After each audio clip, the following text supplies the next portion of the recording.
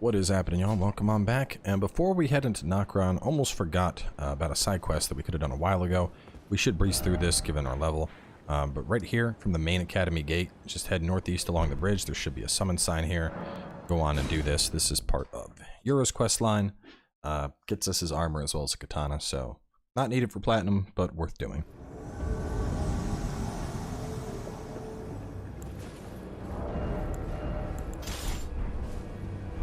If he dies here, you can try again, so, you know, you'll be fine no matter what, but just run up and beat up this Bloodborne dude that he's fighting.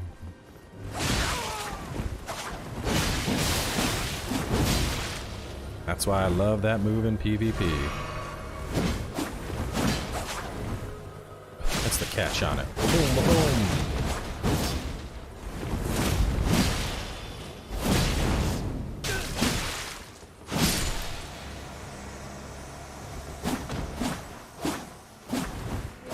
You gotta make sure you drop your balls on the guy after you beat him.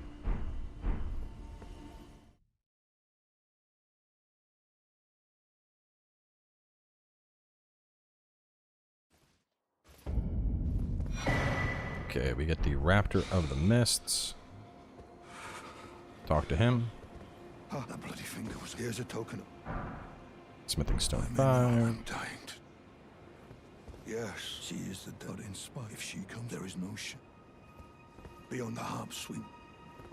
Okay, and then we're gonna go to the round table. This was the 5 that I was talking about before the Radahn fight that I couldn't remember. But given how they nerfed my boy, it's not like it matters. Radahn, God, he got obliterated. That was so sad to see.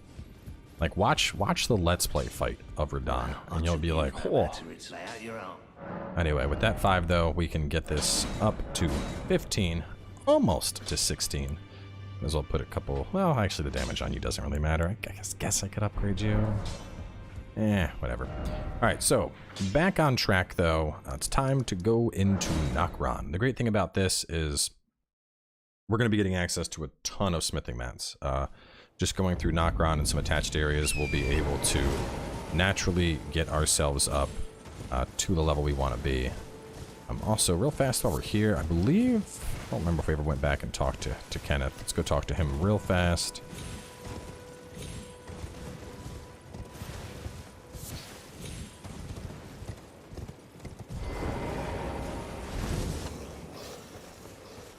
Just need to talk to him about finding a true heir, and since we already gave Nefeli the Stormhawk, I think that, I don't know what the exact trigger is to advance the request, but we're just going to talk to him real fast.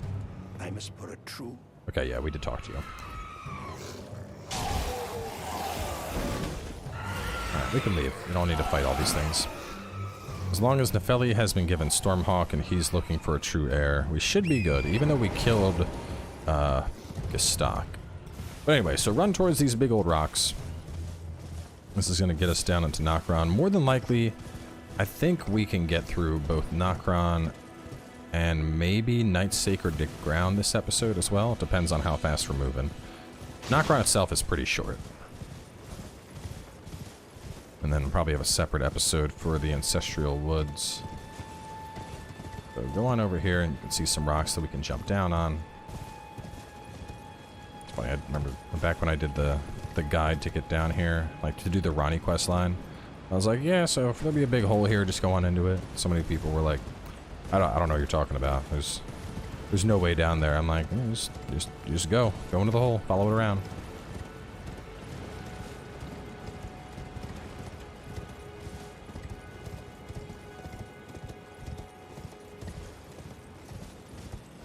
You can kind of already see where the drops are. Drop here. You can drop here. And then over here, you can see that we can drop again. And now we are in Nokron.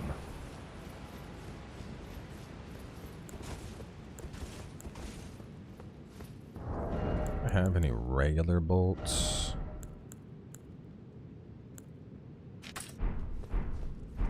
I could use this crossbow a little bit. We wanna, oh, I'm going too far. I wanna drop right here. Right, we're gonna pop our lanterns. This place is nice and dark. There should be A rune item, some grease we can pick up, and a mushroom up ahead. There's our rune item. Drop down to here. Drop again. Get the sleepy grease. Get the mushroom.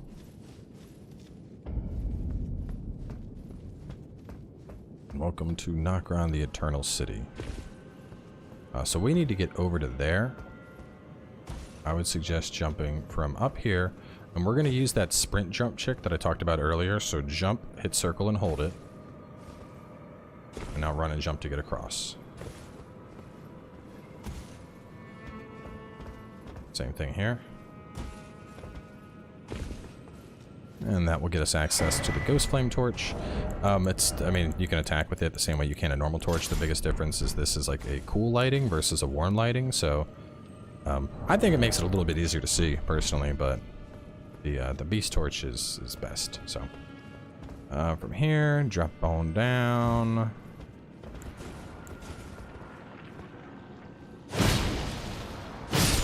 And you can boot that thing. More bird bolts. For the most part, these things are pretty easy. They're gonna, a couple of them will like shoot lances at you, but you need to be like really just kind of chilling and not moving for them to get you.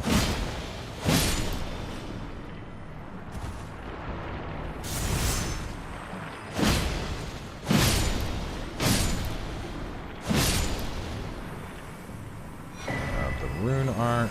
After that, we can head on down.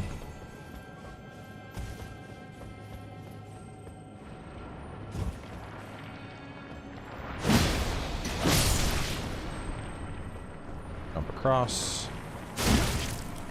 And even though it's hitting me, you can see they're not doing a lot of damage. That guy just gives you some heals, so, you know, kill him, don't kill him, doesn't matter. Let's see. I can go over here and grab this. It's just a consumable. There's a bunch of that stuff. Drop down, rune 6, butterfly. Continue along for finger remedy. Oh, butterfly. No, I didn't get the butterfly. Oh, no, that's up ahead. Never mind. Continue along for the finger remedy and a smithing 5.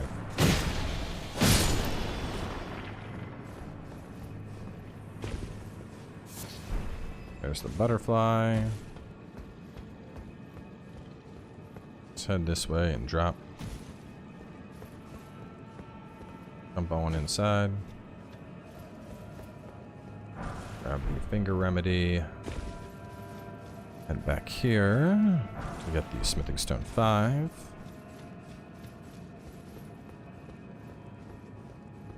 And then we're gonna drop. Now these guys are deceptively threatening. If you're not careful, they can very, very quickly overwhelm you. They also do a kind of a scary amount of damage, to be honest. So right now we're just popping them to pull them. This one wants to use his thing. Okay, well, if we're gonna do that, I'll just run up and boot you. Their arrows will cause frostbite buildup, but you know. Basically, you just don't want to get caught by them on the bridge. You get caught by them on the bridge, they do like a multi-hit combo, and it can very easily catch you and get a gravity kill. And obviously, we are not, you know, we're not at a grace just yet, so you would have to do that whole run back down here and the rooftop hop and all that shit again. Also, down in this area is going to be a lot of ghost glovewort, and it's not like regular pickups. It's like that, like you know, crafting material pickups. So just keep your eyes out for it. I'm sure I might end up missing one, but they're all over the place. So get the grace. Let's go ahead and spend our souls. Oh, I never even talked about the stuff. Hang on. Hopping back to the main table. I completely forgot to talk about Radahn's stuff.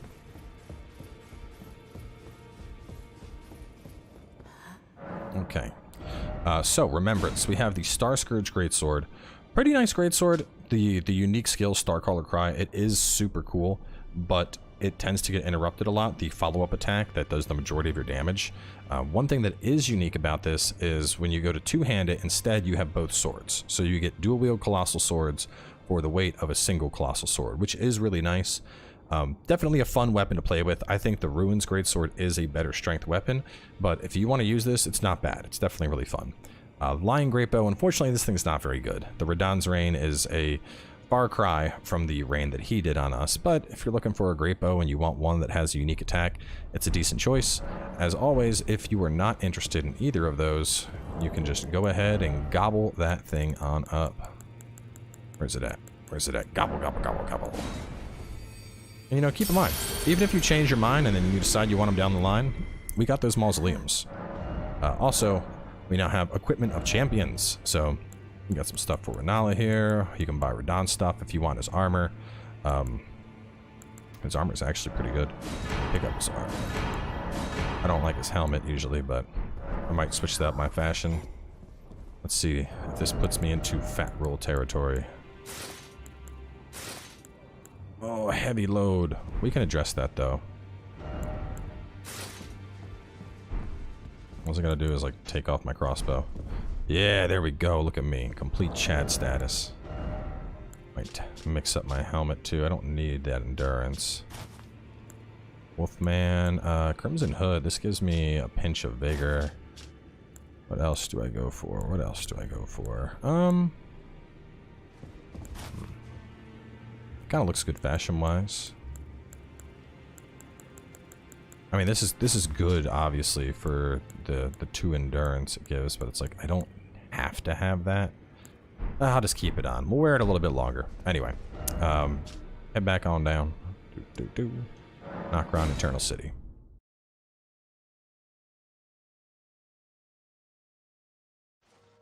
And of course, since we gobbled that up, let's go ahead and spend those runes. I'm gonna keep putting points into strength, I guess. I don't know. I should get my dex. I need to get my dex up some. My strength is high enough, I think, for now. One thing you could do if you want to just end game quality is just keep focusing like strength for the moment, and then when you get later, respec. So kill this one right here, and then we're just gonna work our way around. We're gonna do a big old loop in this area.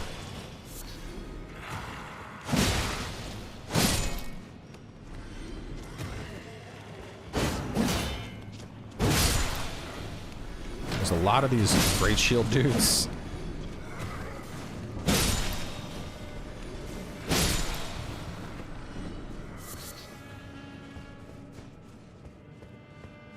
Okay, so I'm gonna grab that. That allows us to buy, I believe it's Ghost 1 and 2s.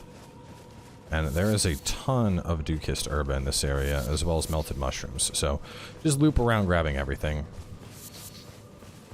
I'm gonna be doing literally like a loop, just keeping the left wall on our side. Just running around, killing and looting.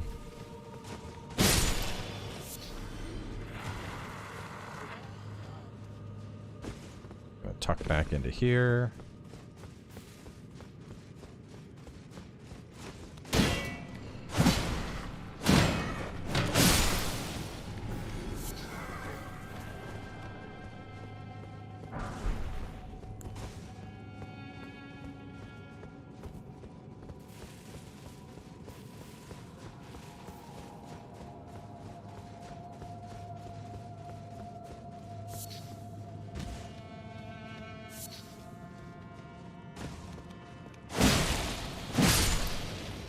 These guys remind me a lot of the Fulgrim in Skyrim. You know how like they're blind from how long they've been down below. Same vibes.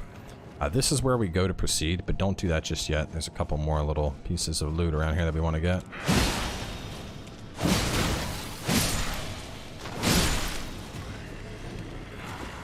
Grab this.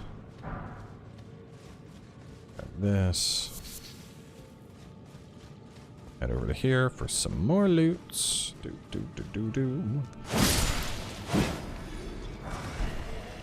Great Shield Soldier Ashes. If you just want a tank, you're confident that you will deal all the damage and you just need something that's going to distract a boss for like a minute and a half, 2 minutes. Fantastic summon. It's just 5 of these guys with a Great Shield. As you can imagine, they're good at blocking.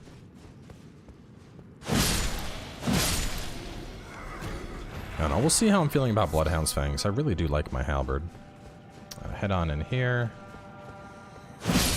This halberd would scale better. I mean, it works fine with quality, but it also does really well as a strength weapon. And I could respec the dex on over, pick up a little bit more health.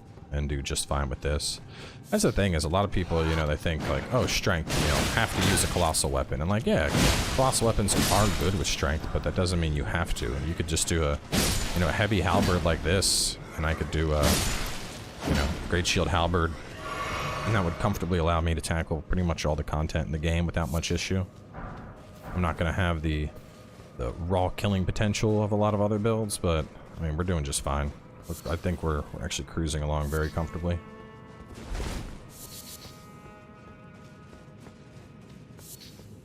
That one more back here.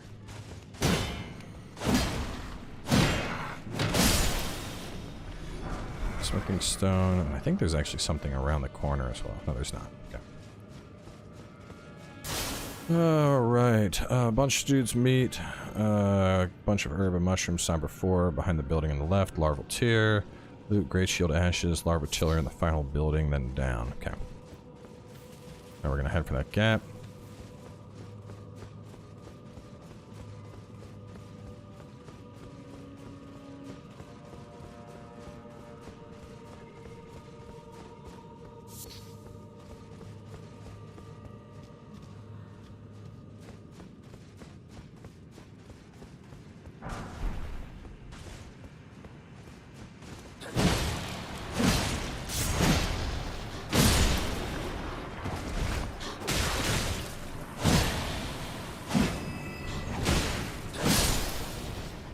Get her out of the way.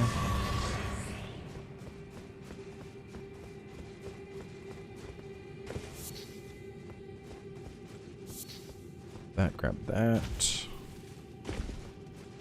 Grab this. With this, just run past it briefly. There's a bunch of guys that are going to ambush.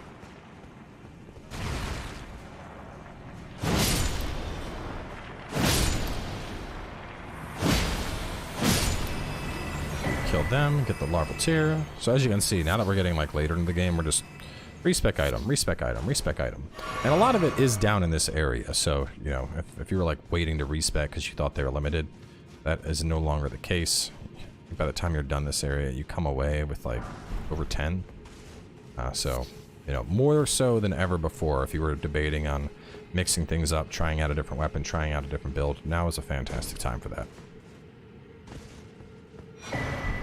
Okay, and now for one of the coolest yet easiest boss fights in the entire game. This is the Mimic. Now, if you want a genuine boss fight experience, just head on in. If you want to be cheesy, take off your weapon and your shield, open this and walk on in. So the Mimic is going to duplicate everything about you, which means it's going to have the kukris I have, it's going to have the weapons I have, and, you know, because of that, if I come in with no weapons, the Mimic doesn't have weapons. And now all it can do is punch me.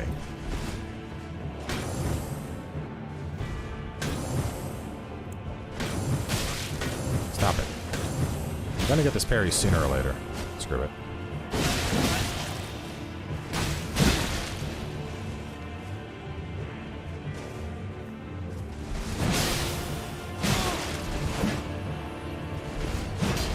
It's kind of messed up that we're able to even do this, but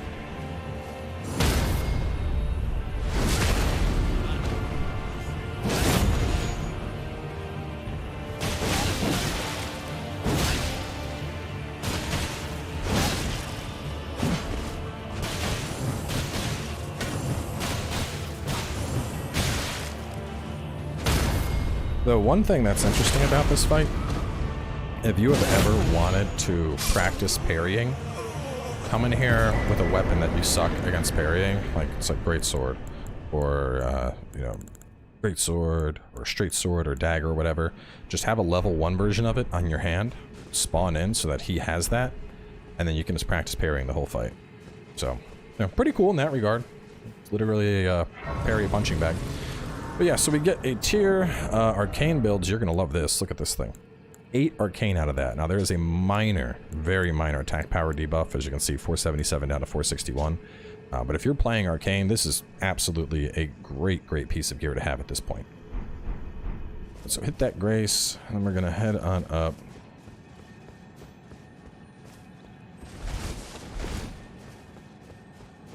This shiny guy up ahead should be a Sombring 5.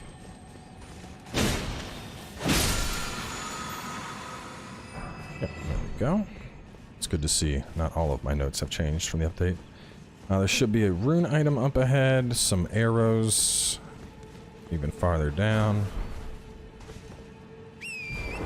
And then we're going to grab the very first monolith, and then go to the Ancestral Woods Grace, and then Night's Sacred Ground.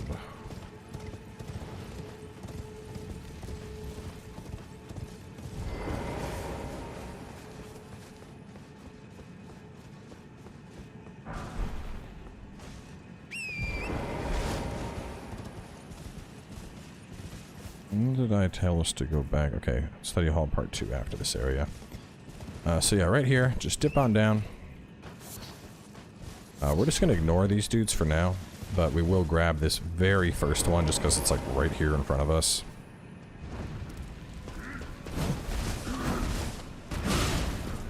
You really want to die that bad, dude? It's going to give you the benefit of the doubt, but... So just keep her on your right-hand side, and if you run right up here, you will find the grace that you need to access Night's Sacred Ground. This is another super secret path.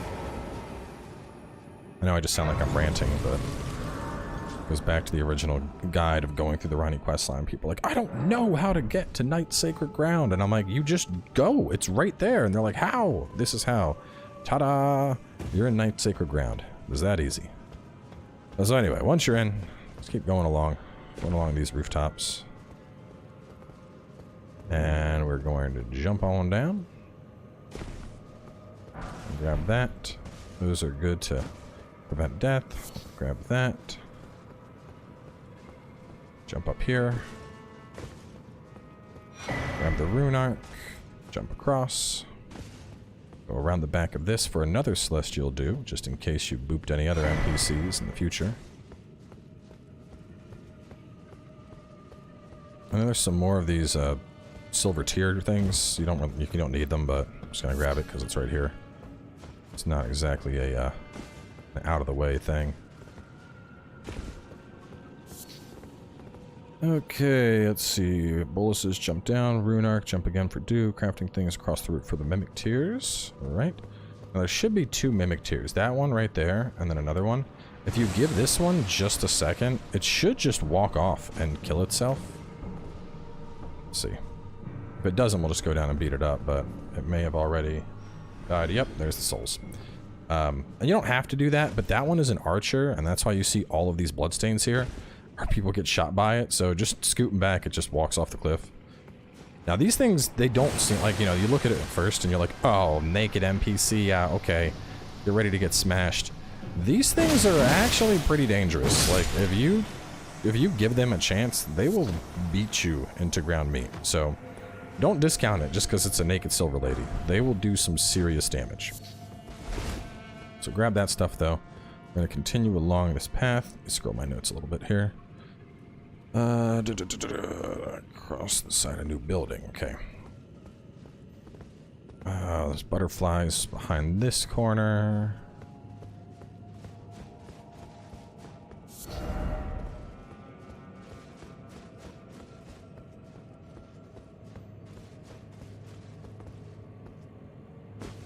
And we're gonna run along this. Coming up on a very awesome yet controversial summon in just a little bit here. Grab the Black Wet Blade. That's super important.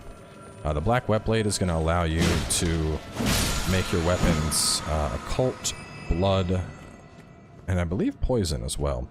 But so what's really nice about that is just how this is Cold Knight Rider Glaive, and it has Sword Dance. I could make a Bleed Knight Rider Glaive that still has Sword Dance. So instead of having to use, you know, Bloody Slash or Seppuku or anything like that, I could just put passive effect of Bleed on here and still keep a different weapon art. So super, super useful. And besides that, we're missing one last Wet Blade, but that comes a good bit later. So pop a Stonework Key.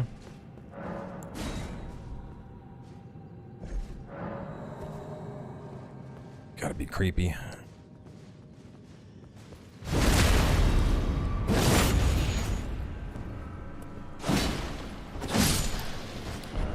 opening this chest gets you access to the legendary Ashen Summon, the Mimic tier.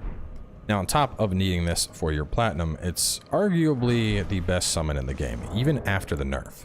So this thing was nerfed pretty significantly, but what this does, it costs health to use instead of FP, so anybody can use it, which is great. And it's like that boss we just fought, so it's going to take on the form of you. Now, pre-patch, this thing was insane. It would use your flasks to heal, it would use all of your buffs. The AI in particular of it was just absurd. But yeah, hop through that window just to get back on track with the notes.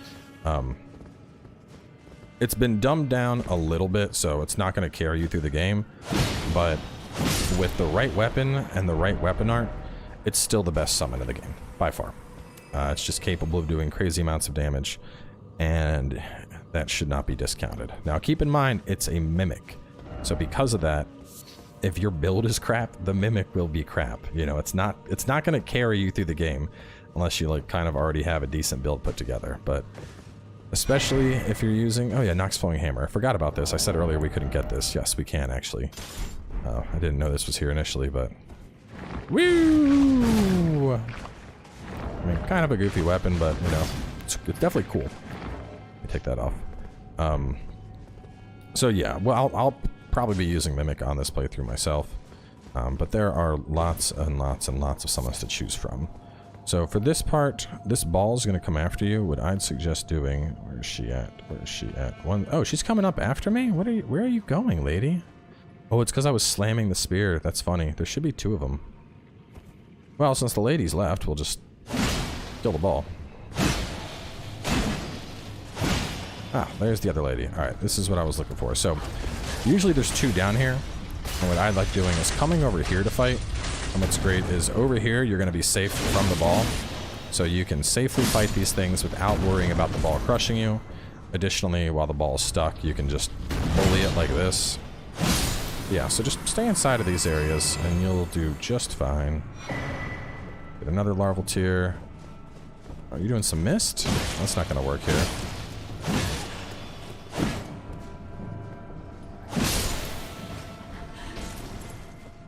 Alright, so she's down. We'll grab this and this. I believe that's it.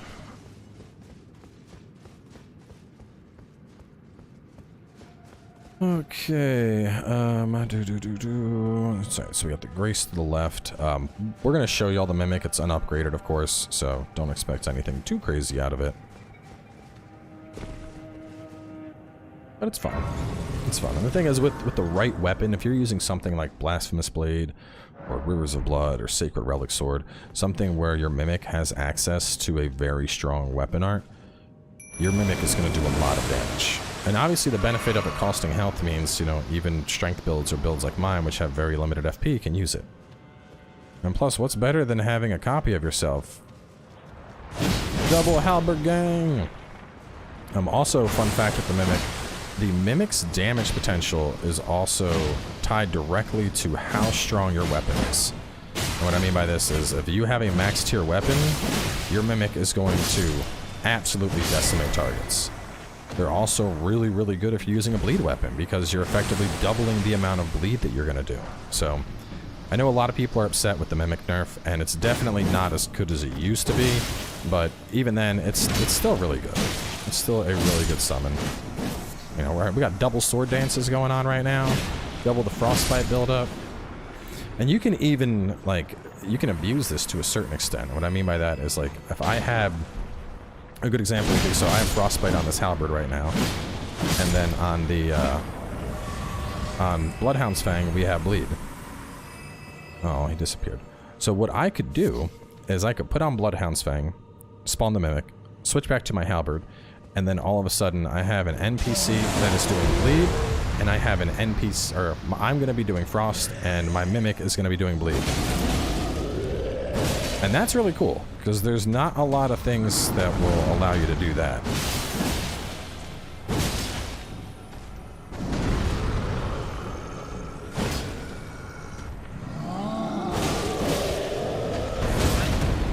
Actually, I think I like Giant Hunt more, but I'll tell you what, this thing is fantastic at getting status procs. we don't need to kill that guy. I'm just, you know, might as well. He's right there. But so after you take him out, head on up here. That teleporter is going to take us back. Ignore it for now. Instead, head on over here. And this is what Ronnie sent us down here to get. The Finger Slayer Blade and a Great Ghost Clubwork. So from here, go on and hit this teleporter. This will take us right back to that initial grace. And up next, we have the Ancestral Woods. And then after that, we have a return to the study hall. So you could go turn this into Ronnie right now. I'm just going to knock out this area first, just because I think that makes more sense.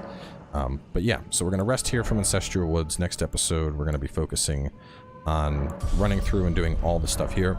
And in fact, in the next couple of episodes, our goal is going to be to completely knock out all of the underground regions. So some of the content might get a little hard. There's a couple bosses we're going to fight that are definitely up there, but I think y'all can do it. And if you can't, keep in mind, you know, to be honest, at this point in the walkthrough,